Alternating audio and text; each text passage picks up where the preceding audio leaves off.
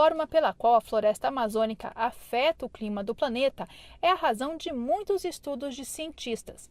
Já se sabe que essa influência se dá pela emissão ou retenção de gases para a atmosfera e da evapotranspiração, que é a transpiração de plantas e a evaporação da água que vem das folhas e dos caules.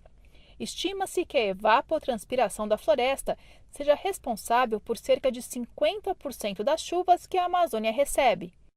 Recentemente, em um artigo publicado na revista Scientific Reports, físicos da USP, da Escola Normal Superior em Paris e do Instituto Potsdam para a Investigação do Impacto Climático na Alemanha apresentaram resultados de um modelo matemático simples que mostra como o desmatamento da floresta pode afetar o clima do continente sul-americano. O que a gente fez foi escrever um sistema dinâmico, representar toda essa complexidade que é o clima, a circulação da atmosfera, a biosfera e os oceanos, em 5 ou 6 equações matemáticas, representando o que acontece com a umidade que está presente no ar, quando ela vem carregada pelo vento do Oceano Atlântico, passa por cima da Amazônia, até chegar aqui no Sudeste. A gente conseguiu isolar exatamente esse mecanismo de retroalimentação entre a redução de chuva e redução na velocidade do vento que transporta esse vapor de água.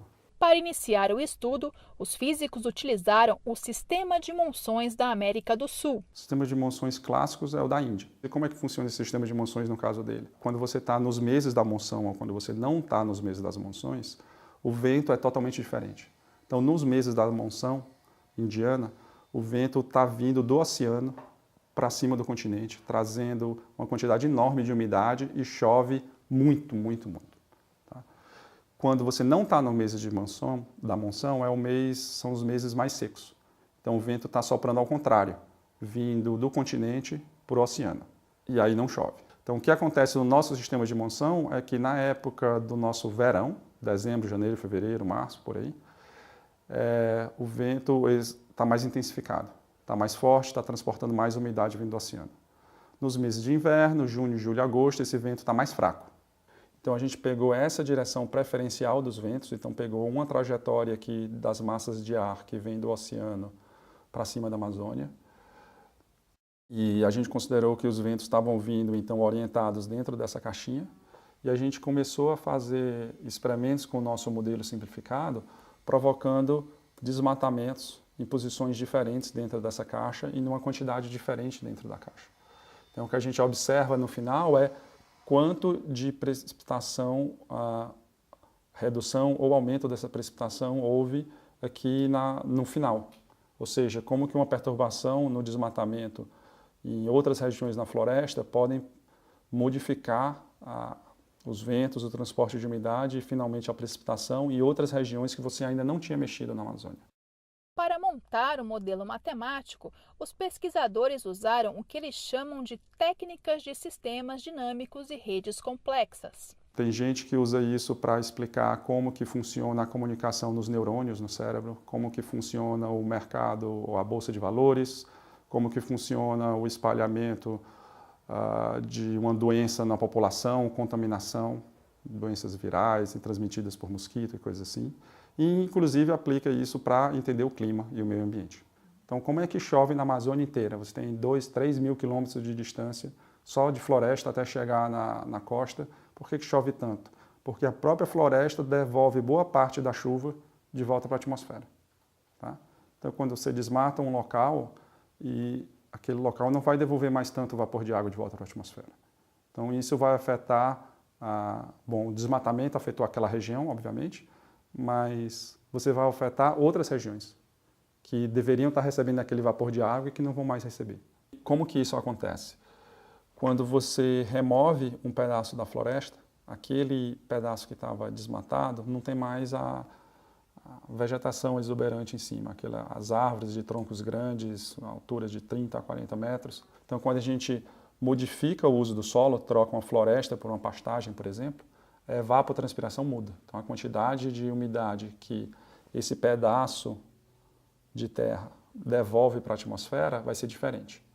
Como os ventos estão trazendo o ar úmido que vem do oceano e as chuvas sempre removem a quantidade de água que está sendo carregada pelos ventos, se tem muito desmatamento, o vento acaba secando. E aí, quando ele chega numa região, mesmo que tenha floresta mais para frente, a quantidade de chuva vai ser menor, porque o ar não está úmido o suficiente, não tem umidade na atmosfera para precipitar. A bacia amazônica cobre cerca de 6 milhões de quilômetros quadrados. No Brasil, que engloba cerca de 60% da bacia amazônica, o bioma cobre 4,2 milhões de quilômetros quadrados. Segundo dados do Instituto Nacional de Pesquisas Espaciais, o INPE, já foram desmatados 700 mil quilômetros quadrados da floresta. Então, do ponto de vista da floresta, o que se sabe é que ela tem pelo menos 2 pontos de equilíbrio. Tá? Um ponto de equilíbrio seria o que a gente tem hoje, onde chove bastante, a vegetação é bem exuberante, árvores enormes com troncos grandes acumulando muito carbono. O solo é pobre, mas essa grande floresta sobrevive da liteira, daquela massa de folhas e material que a própria floresta produz e joga na superfície do solo. Isso vai introduzindo novos nutrientes e a floresta se mantém. E tem muita chuva. Então tem um outro estado de equilíbrio, que é um estado mais parecido com o cerrado. Então se a gente for passeando desde a Amazônia e vindo mais para a região sul, e a gente vai chegar numa hora que vai desaparecendo a floresta, as árvores vão ficando menores, de menor porte, vai ter menos evapotranspiração, vai ter menos precipitação e a gente está se aproximando do cerrado até fazer essa transição. Então, exatamente onde está esse limite depende de, naquela região, em que posição, em que estado de equilíbrio está o sistema.